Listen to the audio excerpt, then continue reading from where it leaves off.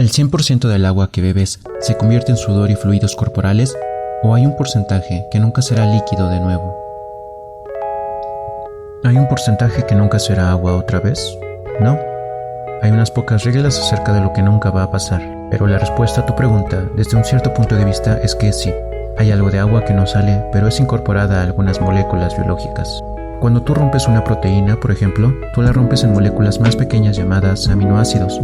En las proteínas, los aminoácidos están unidos por medio de enlaces peptídicos, mientras que el último átomo de aminoácido, átomo de carbono, está unido al primer átomo de nitrógeno del siguiente aminoácido. Sería algo así como aminoácido, carbono, nitrógeno, aminoácido.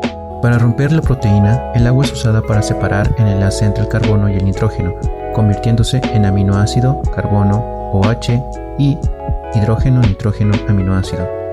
Así verás que las moléculas de agua, H2O o HOH, fue separada en OH y H, por lo que básicamente esas moléculas de agua han sido incorporadas en dos aminoácidos separados. De esta manera el agua no es secretada, sino que más bien es incorporada a otras moléculas. Tú no tienes 5 años, ¿verdad?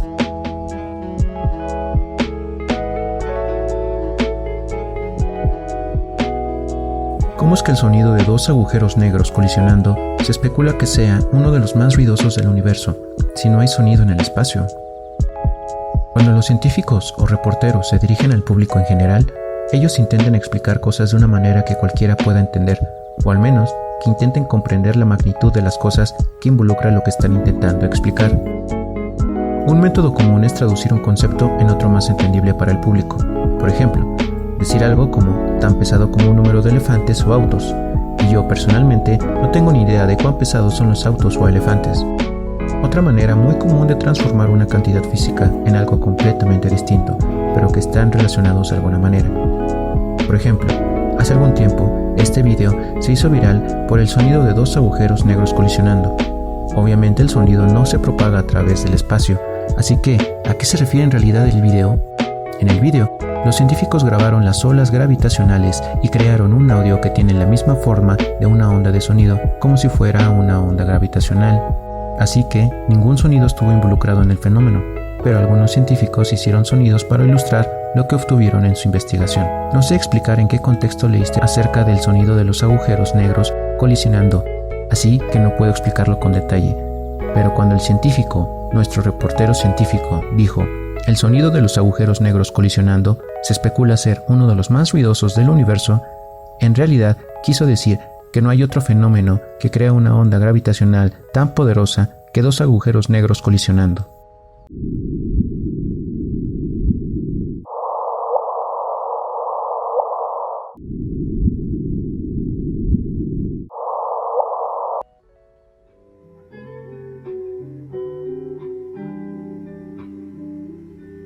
Cuando respiramos, al convertir el oxígeno en dióxido de carbono, ¿de dónde viene el carbono? De la comida que consumes. Azúcar, grasas, carbohidratos, esos son solo pequeñas variaciones de una cadena de moléculas basadas en carbono e hidrógeno. Dentro de tu cuerpo, tú reaccionas a ellos. Básicamente tú los quemas en fuego y los rompes en CO2, agua y calor en forma de energía. Ese calor en forma de energía te mantiene vivo y en movimiento. El agua también te ayuda a estar vivo y eventualmente lo vas a expulsar en forma de fluidos corporales, y el CO2 saldrá en las exhalaciones. Hay un montón de mini pasos a lo largo de este proceso de transformación, pero esa es la esencia de todo esto. Hay algo interesante. Tu cuerpo pierde peso cuando respiras. La mayoría de la masa se pierde cuando exhalamos CO2. Así que, si respiro 5 veces más rápido por el resto de mi vida, ¿perderé peso? Sí, y el resto de tu vida será muy corta si todo lo que haces es hiperventilar y tu cuerpo comenzará a perder peso y se descompondrá. Tú no generas dióxido de carbono extra, solo moverás y expulsarás más aire a tus pulmones, pero si hago cosas que me hagan generar más dióxido de carbono, ¿empezaré a perder peso? Claro, ese es el ejercicio. ¿O solo un movimiento general como una caminata larga? Sí. Mientras dure tanto como tu elevada respiración, significa que tú estás expulsando más de lo que estás generando al comer. ¿Cómo es que los cables de internet que se encuentran bajo el océano manejan simultáneamente millones, incluso billones de datos? Entiendo la física detrás de cómo los cables transfieren luz, pero lo que no entiendo del todo es cómo es posible que conviertan millones de mensajes, emails, etc. cada segundo y los transfieren de vuelta usando solo unos pocos cables transoceánicos. Básicamente, ¿cómo embullen tanta información en unos cables? En los primeros días de la comunicación por cable análoga, había solo un tipo de señal en el cable al mismo tiempo. Después aprendimos a transferir múltiples señales utilizando diferentes frecuencias o longitudes de onda para diferentes objetivos. En formas más simples, imagina que en vez de enviar una señal de luz blanca en un cable para una señal, tú estás enviando luz roja, verde y azul. Para medir la cantidad de luz roja, verde y azul al otro lado del cable, tú puedes separar esas señales. Ese es el principio, solo que con un poco de más detalles complicados de entender en cada extremo del cable. Esto nos da, con la tecnología actual, más de 80 señales por hilo de fibra. Un cable puede tener docenas de fibras, así que esto nos da, potencialmente, unas pocas miles de señales en el cable con unos cientos de hilos de fibra. Pero, como tú dijiste, hay millones de datos transferidos. Esta parte es más fácil de entender. Aunque las señales parecen simultáneas, en realidad, nosotros no tenemos una conexión constante a lo largo de cada camino posible de la red. Lo que hacemos es romper los datos para ponerlos en paquetes y ponerles una dirección en la que indique dónde se necesitan que vayan estos datos, tu dirección IP. Esto puede sonar extraño, pero piensa en ello como cuando envías cosas en un email. En vez de tener a alguien que conduzca para que lleve el mensaje de un lado a otro, lo colocamos en paquetes y lo enviamos por un camino que lo lleve a una dirección. Piensa en nuestro cable como una red de carreteras. Nosotros hacemos la carretera, es decir, un hilo de fibra, y después nos dan 80 carriles. Esos carriles son nuestras múltiples señales. Ahora imagina que puedes sobrelapar esas señales, así que esos 80 carriles son solo un carril por donde los carros no se interfieren los unos de los otros. Y por lo tanto, por cada carril enviamos muchos autos, o paquetes, uno detrás de otro con su propio destinatario. No necesitamos hacer una conexión completa, carril, entre cada uno de los destinos, emisor y destinatario. Nosotros solo enviamos todos en carriles compartidos que se separan cuando lo necesitan. Y finalmente, en combinación con unas tantas carreteras, es decir, fibras en un solo cable, entonces tenemos una red completa de carreteras, fibras, dentro de un cable. Así que imagina que tenemos 100 de estos caminos, uno al lado del otro.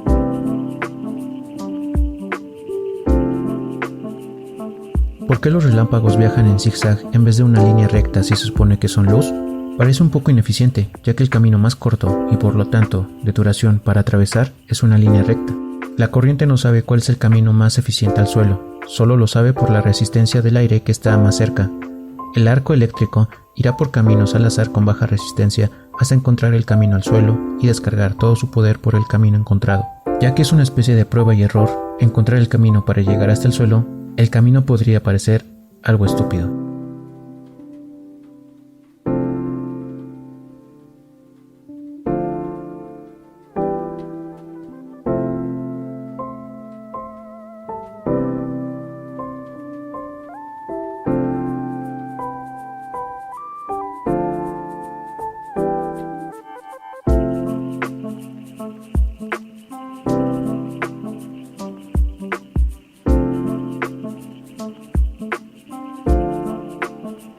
Ya que la ansiedad es causada por la falta de serotonina, ¿por qué se sugiere que demasiada serotonina en tu estómago causa más ansiedad?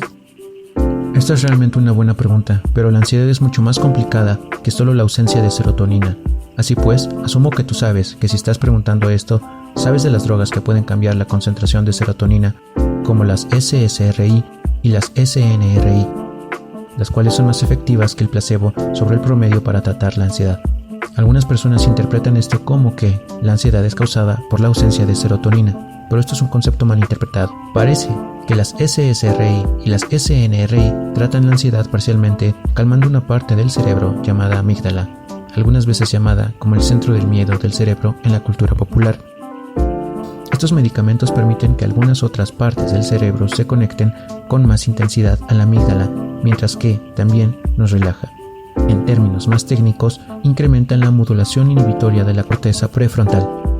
Las rutas químicas que permiten estos cambios son desconocidos hasta cierto punto. El eje cerebro-estómago también afecta la concentración de serotonina en el cerebro, pero el rol o importancia de la señalización del cerebro-estómago en los desórdenes de ansiedad es en su mayoría desconocido. Sin embargo, Es sabido que hay muchas maneras por las que tu estómago le habla al cerebro y viceversa, así como muchas otras rutas de señalización que involucran a la serotonina. Dependiendo de qué parte del cerebro está activo y cuál es el tipo de actividad que está realizando, el incremento de la señalización en la producción de serotonina desde el tracto gastrointestinal puede provocar ansiedad o algún otro estado emocional. Por ejemplo, las náuseas, vómito también pueden ser un efecto muy común del incremento de producción de serotonina como resultado de la comunicación entre el cerebro y el estómago. En resumen, la ansiedad es más complicada que tu pregunta. La comunicación cerebro-estómago puede tener múltiples efectos dependiendo del contexto, lo que no necesariamente provoca ansiedad. ¿Por qué si estamos de cabeza, el contenido de nuestros estómagos envuelve a nuestra boca? Tu estómago esencialmente se cierra con un músculo en donde el esófago y el estómago se conectan. Es como si fuera una válvula que mantiene a la comida y el ácido sellados. Así es, y algunas personas tienen la válvula un poco debilitada, lo que causa que el contenido del estómago se salga cuando estamos acostados o de cabeza. Esta condición es llamada GERD, más comúnmente conocida como reflujo gastrointestinal. El esfínter pilórico, creo, por lo que otros comentarios dicen, es el esfínter esofaringeo. Es bueno saber que tenemos dos de ellos. Oh, tenemos muchos esfínteres. Sí, pero uno de ellos es un completo tonto. Aquí hay un dato divertido. Los manatíes o vacas marinas no tienen párpados. En vez de eso cierran sus ojos con un esfínter. Nosotros tenemos esfínteres en nuestros ojos, de hecho. Ese es el músculo que dilata nuestras pupilas. No creas que los humanos se han alejado de tener un ojo así. Así que, es cierto, todo lo que veo son puros idiotas, no importa dónde mire.